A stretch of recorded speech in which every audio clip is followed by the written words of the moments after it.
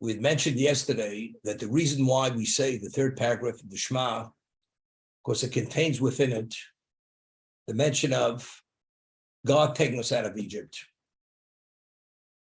And a Jew has to mention this twice a day, in the evening and in the morning. As one has to say the Shema twice a day. The first and second paragraph in the evening and the morning, as it says, when you, at the time you sleep and when you rise. The third paragraph of the Shema, which contains God taking us out of Egypt, has to be mentioned twice a day. As we say, I am your God who took you out of Egypt. To be your God, to be almighty. We have to say that twice a day. That's what we say the third paragraph of the Shema. And it's contained within the paragraph of tzitzis, which we discussed yesterday. Because tzitzis itself, we said the numerical value of the word tzitzis is 611. And since we heard 2 of the 10 commandments directly from God, that's 611 plus 2, that's 613. These are the 613 dictates of the Torah, which is comprised of the positive and negative commandments. That's the third paragraph of the Shema. So we say, V'yom Hashem el Moshe le'mor. God said to Moshe, saying, Daber al b'nei Yisrael, speak to the b'nei Yisrael, the children of Israel. V'amarta aleim, you should say unto them, V'asu lehem tzitzis al kanfei vigdeihem l'dorosam. They should make fringes on the corners of their garments for all generations. V'nosnu al tzitzis hakonof psil tchelis. And on the tzitzis, which is on the corner, they should put tchelis. We mentioned, yes, that's a certain kind of dye, which is the blood of a certain snail, which comes out of the ocean once every 70 years. This has become extinct, and the Torah sages say it will not be back reinstated until coming of Mashiach. So today, we only have the color of the wool, which is called white. The mitzvah in its fullest sense is white, means that's colored wool, plus a number of the strings dyed the color of this particular snail, the blood. And that will be considered your fringes. Now, this is important, what we mentioned, yes, urisimo. So when you say this portion, and you will look at them, you will see them.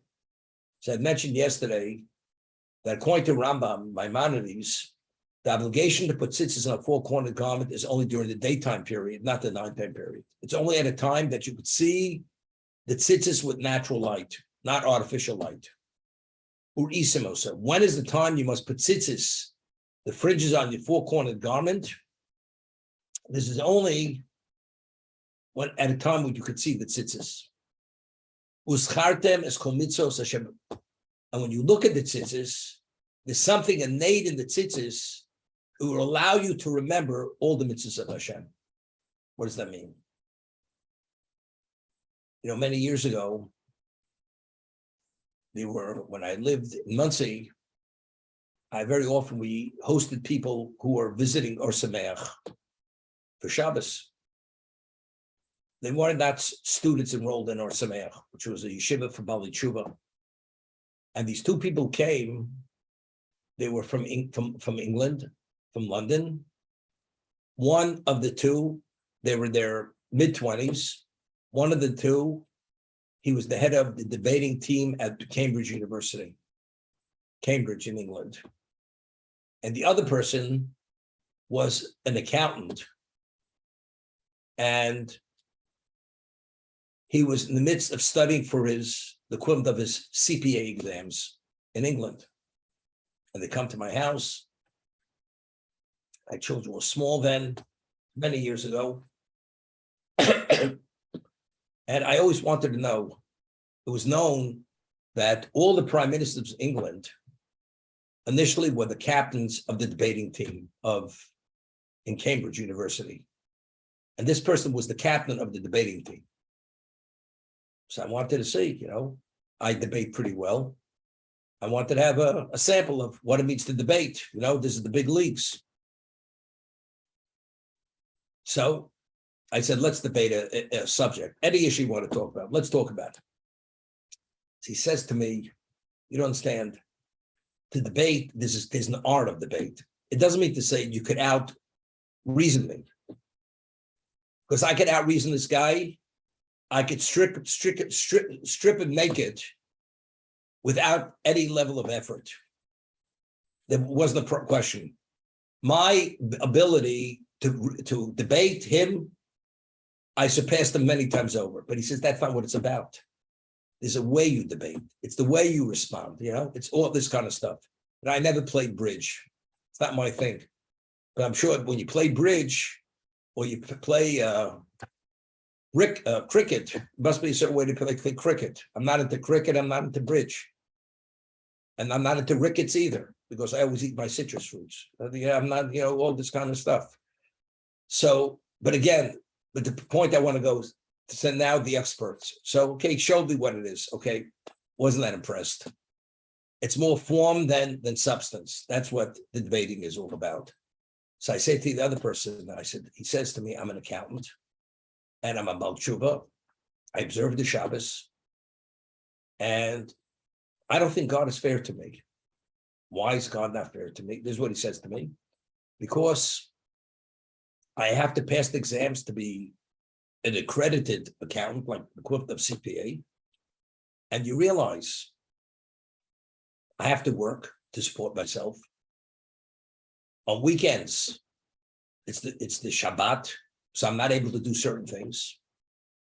And I really don't have enough time to study. And I take the exam and I don't get a passing grade. So I said to him, so how is God not being fair to you? Well, I think if I sacrifice for him, don't you think I should pass? I said, let me ask you a question. Is the information supposed to come into your head through osmosis? If you don't study, it's understood you're not going to pass. If it's that kind of exam that you have to put a certain amount of time into studying, otherwise you don't have the knowledge to be able to pass the exam. What does this have to do with God actually not going to bat for you? You understand? This has nothing to do with God. This has to do with you. If you want to take a sabbatical from your job and spend 3 months studying, you probably pass the exam. But if you're not putting enough time to study, it's not going to happen. Here the Torah says, when you look at the tzitzis, you remember all my mitzvahs. You got it. Person's about tshuva for 2 weeks. He gets himself a pair of tzitzis and he reads this. Third paragraph of the Shema says, you look at the tzitzis, you remember all the mitzvahs. Person asks himself a question. If I never studied, how by looking at the tzitzis am I going to remember the mitzvahs? It's absurd. It's ludicrous. So the Chafetz Chaim says, that's not what the Torah is saying. A person studied and you're aware of all the mitzvahs. But even though we're aware of many things, if you're not cognizant and you're not in touch with them at the moment, it doesn't touch your life. But what about if you have them in your memory bank? They're there. You've studied them and you know all the details and the particulars of the mitzvahs. But you're not sensitive to their value. There's something innate in the tzitzis when you look at the strings of the tzitzis, uschartem. You remember them. Remembering means you remember them, they will take on that special value that you will address them appropriately. That's what the Torah is speaking about. So the Chafetz Chaim says that if a person feels he has a weak moment, a certain degree of temptation, at that moment, and it's an area that you know that you're not supposed to cross those lines. At that moment, you should look at your tzitzis. If you look at your tzitzis, you'll be able to internalize the knowledge you know to be touched by it, and that will hold you back from crossing that line. That's urisim also. When you see them, you will remember them to be affected by something you had once studied. This is the Chafetz Chaim. The Gemara tells us in Nochos that this man, he heard about a certain woman. She was world renowned. They used to call them harlots. She was a prostitute. And he has enough money, he could afford to pay for her service. And he goes and he gets entry into this brothel. And to be able to engage with her, you have to climb a ladder 3 stories high, and a bed is on top of a 3-story elevation. And this person is a yeshiva bocher, and he wears the tzitzis. He climbs up the bed, and as he's about to get into bed, somehow the tzitzis hit him in the eye. And he looked at the tzitzis. The moment the tzitzis touched his eyes, he tore out of there as if he was being pursued by the devil. And he fled. And the prostitute never experienced such a thing. Nobody ever came within her clutches. That they ran as if they were running from a fire. And evidently, this woman, she had a core of goodness within her, and she couldn't understand what happened. And she was actually insulted. How could the man turn her down? With her reputation, everything else. But why did he run? Because saw the tzitzis, it reminded him of how wrong this was, and therefore he couldn't cross the line, and he fled. So this woman, you know what she did? She went and sought him out. And she goes to the yeshiva. You hear this? And she speaks to the rabbi. And she says, I'm looking for this person. And he says, what do you have to do with him? And she tells him the story about the tzitzis. And the rabbi explained to her, you're not permitted, this and that. I'm not sure if she was Jew, but not a Jew. It says she ultimately converted and he married her. But what prevented him from crossing that line, regardless of the level of temptation, because when he saw the strings of the tzitzis, it reminded him of the mitzvos that he could internalize how wrong that was, and therefore that was the preventive that he did not cross that line. That's what the Talmud says. This is Urismos Uscharte. When you look at them, you remember.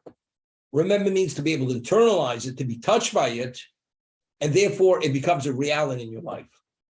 That's what this is about.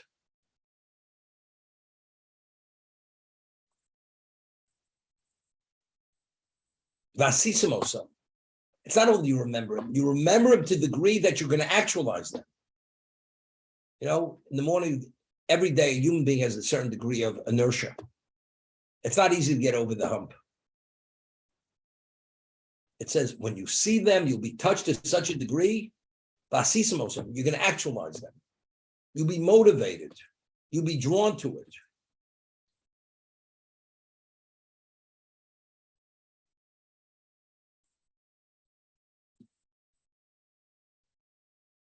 The Rambam, in the laws of Talmud Torah, the laws of study of Torah, he cites a verse which the Talmud cites. The Gemara tells us, Godel Talmud, great is the study of Torah, because if you study it, it brings to actualization. And it cites the pasuk, because it says, you will study them and you will do them. Vasisimosa. So from there we learn that how vital the study of Torah is, because through the study, there's something innate in the study which gives you a sense of value that will allow you to overcome the inertia to actualize the actual mitzvah. So there's a famous word from Yisrael Salanter. It says, if you feel weak in any area, let's say a person feels he knows he shouldn't speak negatively about another person, if it's not within a constructive context, and he feels he's slipping, what should he do? He should immediately start studying the laws of Shmir Lashon. The laws of Lashon Hara, should study it. Because since the Gemara, the Talmud says, Great is the study of Torah. It brings to actualization. So when you study that particular law, that actually brings it to a level of clarity and internalization, and that will allow you to observe it properly. So any area you feel weak, what should you do? Study that subject matter. Because study brings to actualization. And that's Masisa. When you look at it, you remember and you'll be able to actualize it.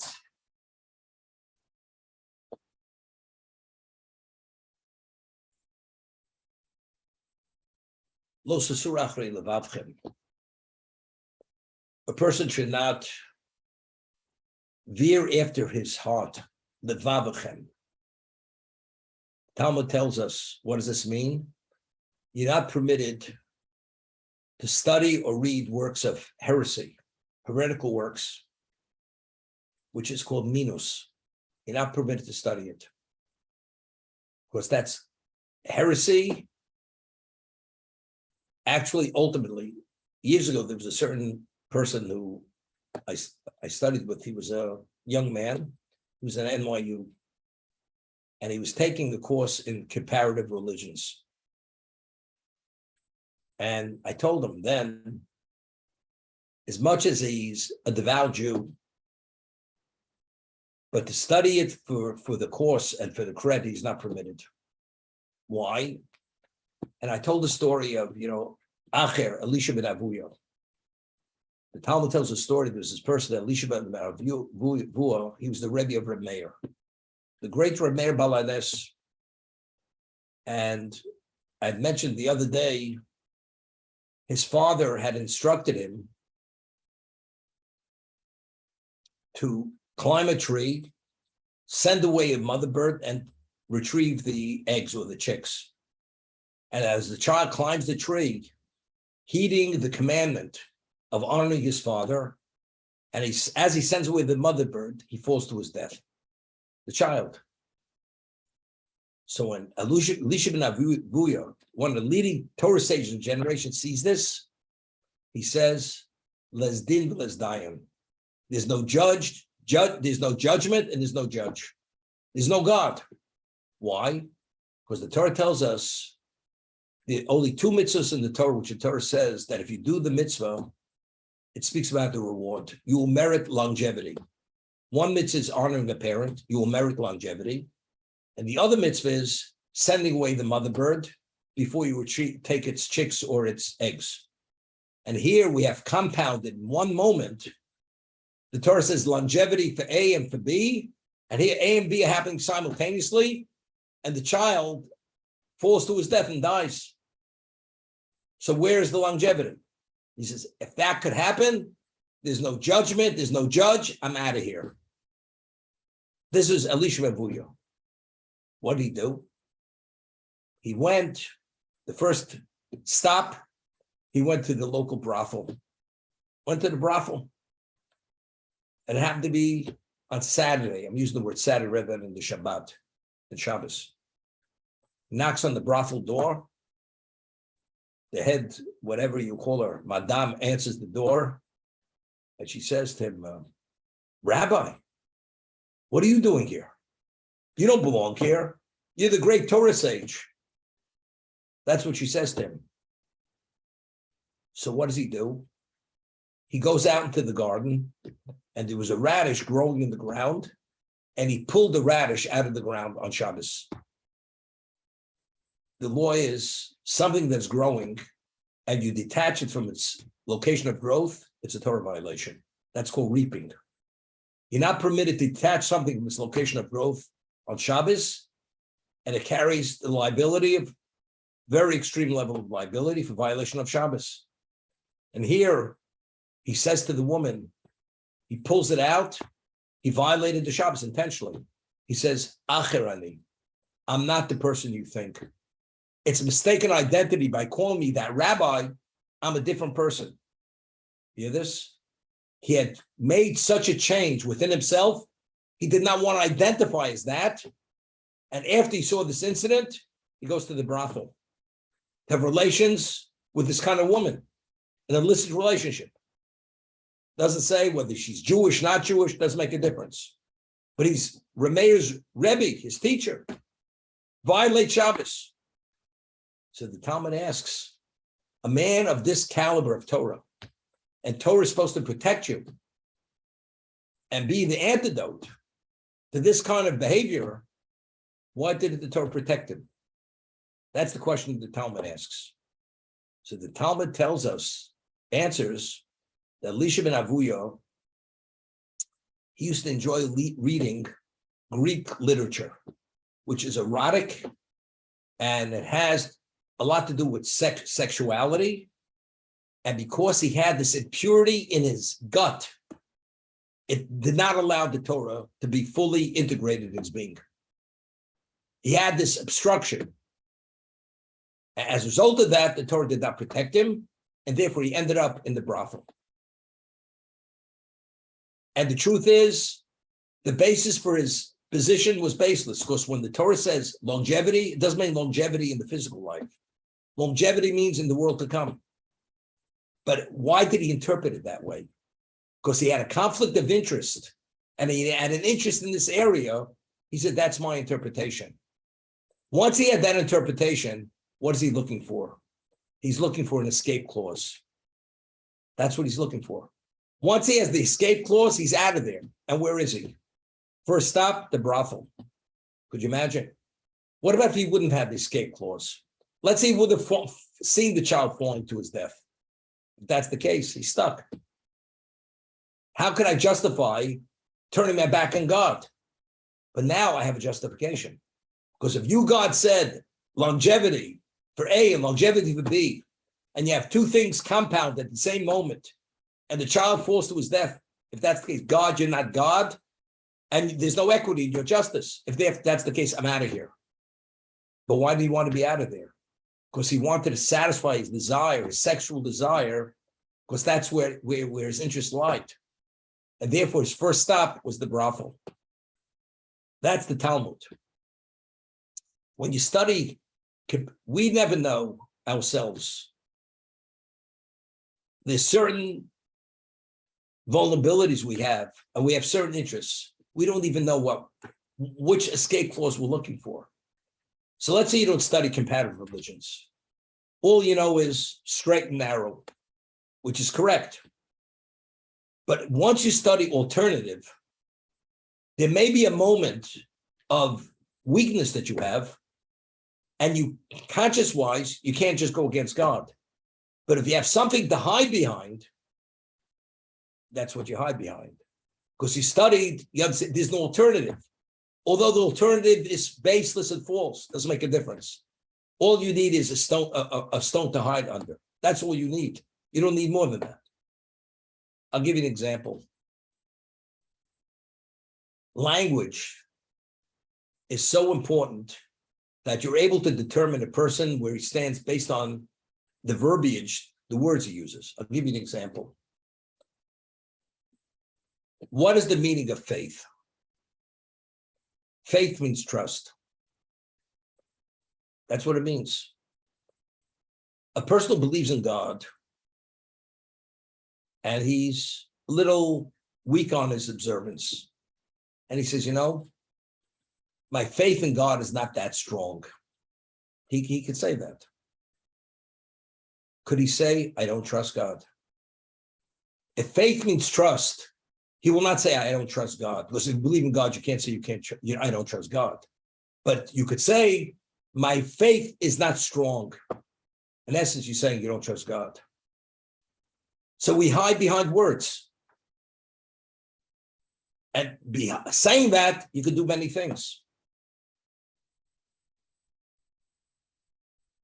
You may resort to do things which are illegal, lacking in morals and ethics, because my faith is not that strong.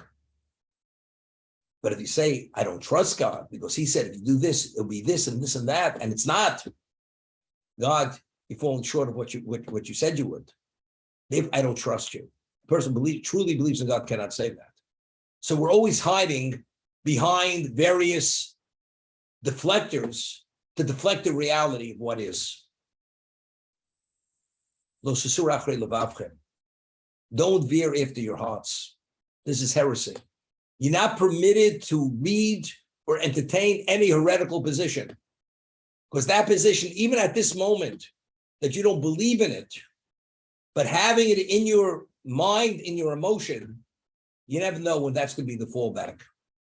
And that's going to be your escape clause. Therefore, it's a Torah violation to study heretical works.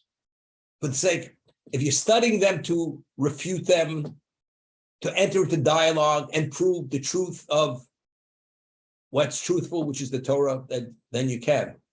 But to study them just for the sake of studying, then you're not permitted to.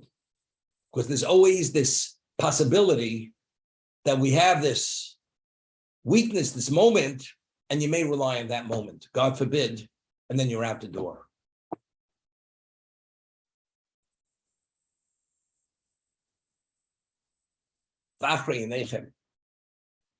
You're not permitted to veer after your eyes. Literally means person sees a woman who's not his wife, who's maybe a married woman. A woman's not permitted to. And he enjoys gazing at women. Torah violation. That's what it is. You're veering after your eyes. You know, the Talmud tells us that the heart lusts and the eyes are the brokers of the heart. Now you have a person very wealthy. He does no difference between a master and not a master. Rembrandt and something, whatever it is. It's something they sell on the corner, you know, at a garage sale. It's all the same to him. But this person having the money, he wants to buy the master. So what does he do? He gets in touch with a gallery and say, this is what I want. I'm willing to pay for it. So what does the gallery do? The art gallery, they go seek out, because they have those relationships and they understand where to go, because the client wants the masters, they'll find the masters for it. The heart lusts. The eyes of the agents are the brokers of the heart. What does the heart lust? It lusts mitzvahs. It lusts spirituality. It lusts holiness. It lusts things which are fully invested in the material, in the physical. So if that is the natural inclination of the heart, which has to do with the evil inclination drawing you in that direction, what does the eye seek out? Exactly where the interest of the heart lies. That's those surah achrei. You cannot veer after your eyes. So the women, or anything which will draw you to an area where you should not be. Hedonism. You want that. And by seeing that, it will cause you to want that. As we find by the tree of knowledge, when the serpent, the ancient serpent, had seduced Chava, Eve, to eat of the tree, it says he showed her the fruit. It was attractive to the eye. It was something magnificent, what it looked like. But the eye drew her to it. First, they convinced her of what it is. And then when he showed it to her, that's what she wants. So the eye was the clincher. That closed the deal. The Torah says you can't veer after your eyes. There's no broker that could broker that deal for you. You shut it down. When you shut it down, it totally withers. The desire withers. You know, the Talmud tells us a human being is a small organ in the male. The more you sate it, the hungrier it gets. The more you starve it, the more satisfied it is. It's referring to the sexual organ. A person indulges in sexual activity. The more he satisfies it, he only magnifies and advances that level of desire. The more he refrains, the less he desires it. That's what it is. The engagement itself draws you even to a greater degree. It increases the degree of desire. The eyes, it brings it to another level. as they say, seeing is believing, seeing is reality. That it's the closest thing as to touch and feel. The Torah says, don't veer after you rise. Because if you do, ultimately, you're going to end up there.